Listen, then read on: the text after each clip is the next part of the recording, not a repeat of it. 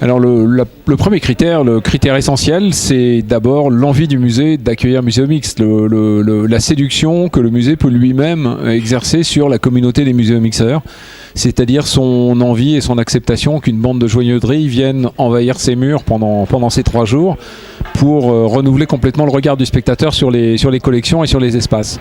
Ça, c'est le critère le plus important.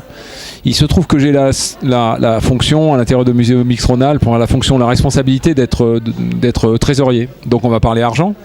Ça n'est pas une question d'argent. Les musées ne sont pas sélectionnés sur une espèce de plus offrant ou quelque chose comme ça.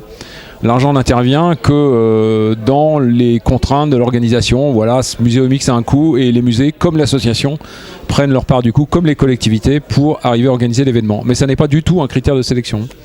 La troisième chose très importante, évidemment, c'est que la communauté elle-même doit être convaincue par le musée. J'en ai parlé un peu tout à l'heure. Et au-delà de la candidature, les muséomixeurs eux-mêmes se réunissent, se rencontrent, discutent, rencontrent le musée, rencontrent le personnel du musée. Et au fond, c'est une espèce de séduction réciproque entre le musée et la communauté qui fait qu'une année donnée, un musée va être élu en quelque sorte, ou disons chéri par les muséomixeurs la communauté qui va venir s'en emparer. Voilà, c'est aussi flou et aussi simple que ça.